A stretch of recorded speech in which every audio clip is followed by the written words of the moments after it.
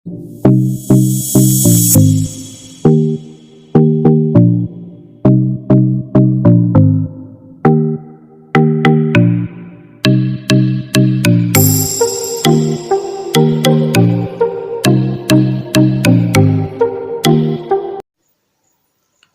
आप सभी का हमारे चैनल एजुकेशन गैलेक्सी में स्वागत है। आज हम इस वीडियो में पहला चैप्टर भीमराव अम्बेडकर द्वारा रचित श्रम विभाजन और जाति प्रथा को देखेंगे और कुछ वीवीआई पढ़ेंगे।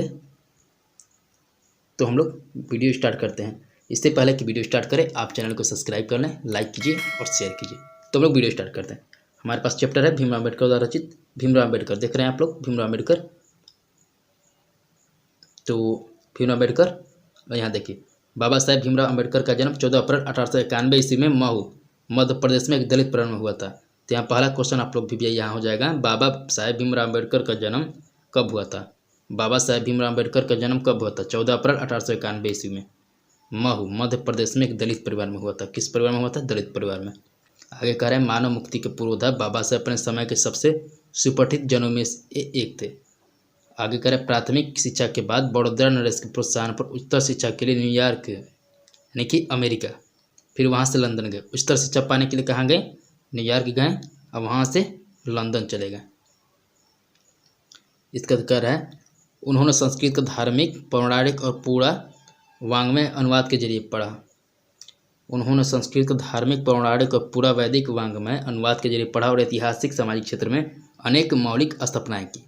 उन्होंने संस्कृत का धार्मिक जितने भी पुस्तक थे वो संस्कृत में लिखित थे। उन्होंने अनुवाद के जरिए पढ़ा और ऐतिहासिक सामाजिक क्षेत्र में अनेक मौलिक स्थापनाएँ की, सीख लेकर स्थापनाएँ की। इसके बाद कह रहा है, सब मिलाकर वे इतिहासकार, मीमांसक, विविधता, अर्थशास्त्री, समाजशास्त्री, शिक्षाविद तथा धर्म दर्शन के व्याख्यात बनकर उभरे।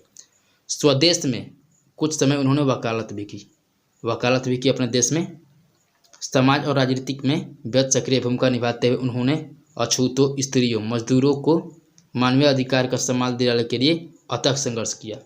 समाज में देखिए, अछूतों, स्त्रियों, मजदूरों को मानवीय अधिकार वर्तमान, पहले क्या होता था कि इन सबको दबाया जाता था, तो उनके अधिकार दिलाने के लिए अथक संघर्ष किया। आगे आते हैं हम लोग, उनके चिंतन और रचनात्मक के मुक्त 3 प्रेरक व्यक्ति रहे। उनके जो आगे के जिनसे वो प्रेरित हुए वो थे बुद्ध थे, कबीर थे, ज्योतिबा फुले थे। भारत के संविधान निर्माण में उनकी महती भूमिका और एकनिष्ठ समर्पण के कारण ही आज उन्हें हम भारतीय संविधान का निर्माता कहकर श्रद्धांजलि अर्पित करते हैं। अब यहाँ क्वेश्चन उठ जाता है कि भारतीय संविधान के निर्माता कौन है? तो आप लोग का सही आंसर हो जाएगा डॉक्टर भीमराव अम्बेडकर। ये वीवीआई क्वेश्चन है। और देखिए अंत में, दिसंबर 1956 ईस्वी में दिल्ली में बाबा साहेब का निधन हो गया। बाबा साहेब का निधन कब हो गया? तो दिसंबर 1956 में हो गया।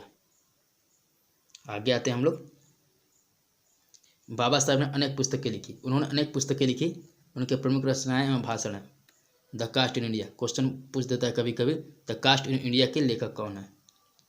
देयर मैकेनिज्म के लेखक कौन है? तो आपका आंसर हो जाएगा बाबा साहब यानी कि भीमराव अम्बेडकर। अगला है, लिखे जो पुस्तक genesis and development, the untouchables, who are they, who are Shudras, Buddhism and communism, Buddha and his Dhamma, thoughts on linguistic states, the rights and rise and fall of the Hindu women, annihilation of caste आदि। हिंदी में उनका संपूर्ण वाङ्मय भारत सरकार कल्याण मंत्रालय से बाबा साहेब अम्बेडकर संपूर्ण वाङ्मय नाम से 21 खंड में प्रकाशित हो गया है। यानी कि इनका प्रकाशित हुआ 21 खंडों में भारत सरकार कल्याण मंत्रालय से। इसके बाद कह रहा है इसमें, यहाँ प्रस्तुत पाठ बाबा साहेब के विख्यात भाषण एनिहिलेशन ऑफ कास्ट से के ललई सिंह यादव द्वारा किए गए हिंदी रूपांतरण। तो यह कभी कभी पूछ देता है सवाल कि ये कहाँ से लिया गया है, श्रम विभाजन और जाति प्रथा कहाँ से लिया गया है? तो एनिहिलेशन ऑफ कास्ट नामक भाषण से लिया गया। और ये क्या है? तो भाषण है, यहाँ से लिया गया है। ये लिया गया भाषण जाति पाति तोड़क मंडल के वार्षिक सम्मेलन के अध्यक्षीय भाषण के रूप में तैयार किया गया था, परंतु इसकी क्रांतिकारी दृष्टिकोण से आयोजकों की पूर्णतः सहमति न बन सकने के कारण सम्मेलन स्थगित हो गया और यह पढ़ा न जा सका। बाद में बाबा साहब ने इसे स्वतंत्र पुस्तिका का रूप दे दिया। प्रस्तुत आलेख में भारतीय समाज में श्रम विभाजन के नाम पर मध्ययुगीन अवशिष्ट संस्कारों के रूप में बरकरार जाति प्रथा पर मान्यता, नरसिंह न्याय एवं सामाजिक सद्भावना के दृष्टि से विचार करते। जाति प्रथा के विषमता पूर्वक सामाजिक आधार रूढ़ पूर्वग्रह और लोकतंत्र के लिए उनकी अस्वस्थकर प्रवृत्ति पर भी यहाँ एक संवाद विभेद का दृष्टिकोण उभर सका है। भारतीय लोकतंत्र के भावी के नागरिक के लिए आलेख अत्यंत लोकपत्र है। इसके बाद आगे हम लोग आते हैं चैप्टर पर। यहाँ देखिए चैप्टर दिए गए हैं श्रम विभाजन और जाति प्रथा। चैप्टर का नाम है, लेखक कौन है तो भीमराव अम्बेडकर। आप लोग पुस्तक के माध्यम से अच्छा से पढ़िएगा, फिर भी मैं आप लोगों को पढ़ दे रहा हूँ। कहा जा रहा है यहाँ पर, यह विडंबना की ही बात है कि इस युग में भी जातिवाद के पोषकों की कमी नहीं है। यानी कि विडंबना मतलब दुख की बात है, इस युग में भी जातिवाद के पोषकों की कमी नहीं है। यानी कि जो जातिवाद मतलब कि जो जातिवाद को समर्थक देते हैं, इसके पोषक कई आधार पर इसका समर्थक करता है। मैंने बताया, देखिए यहाँ लिखा भी गया है। समर्थन का एक आधार यह कहा जाता है कि आधुनिक सभ्य समाज कार्यकुशलता के लिए श्रम विभाजन को आवश्यक मानता है, और चूंकि जाति प्रथा भी श्रम विभाजन का ही दूसरा रूप है। यानी कि श्रम को देता है, कार्यकुशलता के श्रम विभाजन को आवश्यक मानता है, और जाति प्रथा भी। कहना ये चाह रहे हैं कि जो श्रम होते हैं उस अनुसार जाति का विभाजन दे दिया गया है, इसलिए इसमें कोई बुराई नहीं है। इस तर्क के संबंध में पहली बात तो यह आपत्तिजनक है कि जाति प्रथा श्रम विभाजन के साथ साथ श्रमिक विभाजन का भी रूप लिए हुए है। श्रम विभाजन निश्चय सभ्य समाज की आवश्यकता है, परंतु किसी भी सभ्य समाज में श्रम विभाजन की व्यवस्था श्रमिक विभिन्न वर्गों में अस्वाभाविक विभाजन नहीं करती। भारत की जाति प्रथा की एक और विशेषता यह कि यह श्रमिक स्वाभाविक विभाजन ही नहीं करती, बल्कि विभाजित वर्गों को एक दूसरे की अपेक्षा उच्च नीच भी करा देती है। जैसे कि जाति उच्च नीच, जैसे कि कोई मान लीजिए जाति बांट रहा है तो वो जाति के माध्यम से उच्च नीच भी करार देती है, यानी कि बांट देती है, जो कि विश्व के किसी भी समाज में नहीं पाया जाता। यानी कि भारत की ये विडंबना की बात कर रहे हैं। अगला आते हैं हम लोग, जाति प्रथा को यदि श्रम विभाजन मान लिया जाए तो यह स्वाभाविक विभाजन नहीं है, क्योंकि मनुष्य की रुचि पर रहता है। देखिए, जाति प्रथा को विभाजन कर लिया जाए तो स्वाभाविक विभाजन नहीं, क्योंकि मनुष्य की रुचि पर आधारित नहीं है। कुशल व्यक्ति या सक्षम श्रमिक समाज का निर्माण करने के लिए आवश्यक है कि हम व्यक्ति की क्षमता इस सीमा तक विकसित करें कि जिससे वो अपने पेशा या कार्य का चुनाव स्वयं कर सके। इस सिद्धांत के विपरीत जाति प्रथा का दूसरी सिद्धांत है कि इससे मनुष्य के प्रशिक्षण अथवा उसकी निजी क्षमता का विचार किए बिना दूसरे दृष्टिकोण, जैसे माता पिता के सामाजिक स्तर के अनुसार पहले से ही, अर्थात गर्भधारण के समय से मनुष्य का पेशा निर्धारित कर देता है। अर्थात इसका अर्थ ये हुआ कि जाति प्रथा क्या करता है कि पहले से जाति है, भारत में जाति प्रथा है, और जब जन्म होता है तो उसी समय क्या करता है, जन्म लिया, जन्म से पहले यानी गर्भधारण के समय से मनुष्य का पेशा, जैसे कि मान लीजिए मैं उदाहरण लेता हूँ भारतीय समाज में, जैसे कोई लोहार का काम करता है, लोहार का, तो उसका बेटा भी लोहार ही कहलाएगा, बेटा उसका लोहार ही होगा। यही कहना चाहें इस माध्यम से। बस आगे हम लोग बढ़ते हैं। जाति प्रथा देश का दोषपूर्ण निवारण नहीं करती, बल्कि मनुष्य को जीवन भर के लिए एक पेशे में बांध देती है। कह रहे हैं कि जाति प्रथा पेशे का दोषपूर्ण निवारण नहीं करती, बल्कि मनुष्य को जीवन भर के लिए एक पेशे में आता है, अर्थात वो एक पेशा के लिए हो जाता है, जाति के नाम पर ही। भले ही पेशा उपयुक्त या अपर्याप्त होने के कारण वहाँ भूखों मर जाए। आधुनिक में यह स्थिति प्राय आती है, क्योंकि उद्योग धंधों की प्रक्रिया व तकनीक में निरंतर विकास और कभी अकस्मात परिवर्तन होता है। देखिए, कह रहे हैं कि उद्योग धंधा की क्या प्रक्रिया व तकनीक में निरंतर विकास और कभी अकस्मात परिवर्तन हो जाता है, जिसके कारण मनुष्य को परिवर्तन के कारण मनुष्य को अपना पेशा बदलने की आवश्यकता पड़ सकती है। मनुष्य को अपना पेशा बदलने की यहाँ से है पड़ सकती है। और यदि प्रतिकूल परिस्थितियों में मनुष्य की अपना पेशा बदलने की स्वतंत्रता न हो तो इसके भूखे मरने के अलावा क्या चला रह जाए। कह रहे हैं इसका यहाँ तक समझिए कि कहना चाह रहे हैं कि आजकल इतना परिवर्तन हो रहा है कि पेशा बदलना जरूरत पड़ जाती है कभी कभी, और जाति प्रथा पहले से ही बांध कर रखी हुई है, अर्थात कोई अलग काम नहीं सीखने दे रही है। और इस स्थिति में पेशा अगर नहीं कोई अलग सीख पा रहा हो तो वो भूखे मरने का, अर्थात वो भूखा मर सकता है। यही है कहना चाह रहे हैं। बस इसके आगे क्या कह रहे हैं, हिंदू धर्म की जाति प्रथा किसी व्यक्ति को कैसा पेशा चुनने की अनुमति नहीं देती है उसके पैतृक पेशा न हो, भले ही वह उसमें परंपरा हो। इस प्रकार पेशा परिवर्तन की अनुमति न देकर जाति प्रथा भारत में बेरोजगारी का एक प्रत्यक्ष कारण बना हुआ है। इस सवाल पूछता है आप लोग को बोर्ड में कि भारत जाति प्रथा बेरोजगारी का एक प्रमुख व प्रत्यक्ष कारण बने कैसे। इस सवाल भी आई है, बेरोजगारी का एक प्रमुख व प्रत्यक्ष कारण कैसे बने। 2 नंबर पूछता है, 2 नंबर में। तो इसको पढ़िएगा, थोड़ा समझिए। इसके बाद मैं अगला वीडियो में 2 नंबर का भी लेकर आ जाऊंगा, वीडियो में 2 नंबर का। आगे क्या कर रहे हैं देखिए, इस प्रकार हम देखते हैं कि श्रम विभाजन की दृष्टि से भी जाति प्रथा गंभीर दोषों से युक्त है।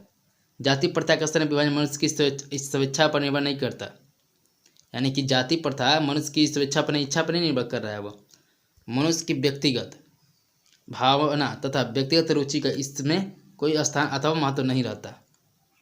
मनुष्य की व्यक्तिगत भावना, यहाँ करें मनुष्य की व्यक्तिगत भावना तथा व्यक्तिगत रुचि का इसमें कोई स्थान अथवा महत्व नहीं रहता। इस आधार पर हमें यह स्वीकार करना पड़ेगा कि आज के उद्योग में गरीबी और उत्पीड़न इतनी बड़ी समस्या नहीं जितने कि यह कि बहुत से लोग निर्धारित कार्य को अरुचित के साथ केवल व्यवस्था बस करते हैं, यानी कि उनका करने की कोई इच्छा न, फिर भी अपने व्यवस्था से करते हैं। ऐसी स्थिति स्वभावतः मनुष्य को दुर्भावना से ग्रस्त रहकर टालू काम करने और उस कम काम करने के लिए प्रेरित करता है। अभी कह रहे हैं, सही कह रहे हैं कि मान लीजिए आपका मन नहीं लग रहा है काम करने में, अरुचि है, तो क्या करेंगे, ट्रकर टालू काम करने और कम काम करने के लिए प्रेरित करती है। ऐसी स्थिति में जहाँ काम करने वालों को न दिल लगता और न दिमाग, कोई कार्य कुशलता कैसे प्राप्त की जा सकती है। अतः यह निर्विवाद रूप से सिद्ध होता है कि आर्थिक पहलू से भी जाति प्रथा हानिकारक है, क्योंकि यह मनुष्य की स्वाभाविक प्रेरणा रुचि व आत्मशक्ति को दबाकर उन्हें अस्वाभाविक नियमों में जकड़कर निष्क्रिय बना देती है। अगला पर हम लगाते हैं,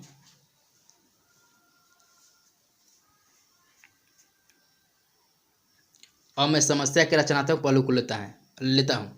मेरे द्वारा जाति प्रथा की आलोचना सुनकर आप लोग मुझसे यह प्रश्न पूछना चाहेंगे कि यदि मैं जातियों के विरुद्ध हूँ तो मेरी दृष्टि में आदर्श समाज क्या है, यानी कि मेरी दृष्टि में आदर्श समाज क्या है। अब भीमराव अम्बेडकर अपने अनुसार बताना चाह रहे हैं। मेरा उत्तर होगा कि अब मेरा आदर्श समाज स्वतंत्रता, समता, भ्रातृत्व पर आधारित होना चाहिए, यानी कि स्वतंत्र होना चाहिए, समता होना चाहिए, भ्रातृत्व भाईचारा होना चाहिए, इस पर आधारित होना चाहिए। क्या ठीक नहीं है कि भ्रातृत्व अर्थात भाईचारा में किसी को क्या आपत्ति हो सकती है। किसी भी आदर्श समाज में इतनी गतिशीलता होनी चाहिए जिससे कोई भी वांछित परिवर्तन समाज के एक छोर से दूसरे छोर पर संचालित हो सके। आगे कह रहे हैं कि ऐसे समाज के बहुविध हितों में सबका भाग होना चाहिए तथा सबको उसकी रक्षा के प्रति सजग रहना चाहिए। सामाजिक जीवन में आवाज संपर्क के अनेक साधन व अवसर उपलब्ध रहने चाहिए। आगे कह रहे हैं कि तात्पर्य कि दूध पानी के मिश्रण की तरह भाईचारा का यही वास्तविक रूप है और इसी का दूसरा नाम लोकतंत्र है, यानी कि हम सभी को समाज में भ्रातृत्व यानी कि मिलजुल कर रहना चाहिए, ये कहना चाह रहे हैं इस माध्यम से। कहाँ तक हम लोग यहाँ तक क्लियर हो गया है। इसको एक दो बार आप लोग पढ़िएगा, हिंदी बुक है, एक दो बार पढ़िएगा, एकदम चैप्टर आप लोग क्लियर हो जाएगा, या वीडियो को मेरे दोबारा सुनिएगा, आपको बिल्कुल क्लियर हो जाएगा। तात्पर्य कि दूध पानी के मिश्रण की तरह भाईचारा का यह वास्तविक रूप है और इसी का दूसरा नाम लोकतंत्र है। लोकतंत्र भाई तरह के चरण, क्योंकि लोकतंत्र केवल शासन की एक पद्धति नहीं, लोकतंत्र मूलतः सामूहिक दिनचर्या की एक रीति तथा समाज के सम्मिलित अनुभव के आदान प्रदान का नाम है। इसमें आवश्यक है कि अपने साथियों के प्रति श्रद्धा व सम्मान का भाव हो। कहना चाह रहे हैं लास्ट में कि इसमें यह आवश्यक है कि अपने साथियों के प्रति श्रद्धा व सम्मान का भाव। तो इस प्रकार से भीमराव अम्बेडकर जाति प्रथा के गलत बताते हैं कि जाति प्रथा, श्रम विभाजन, जाति प्रथा भारत में एक विडंबना है। और आशा करता हूँ आप लोग को ये वीडियो अच्छा लगा होगा और आप लोगों से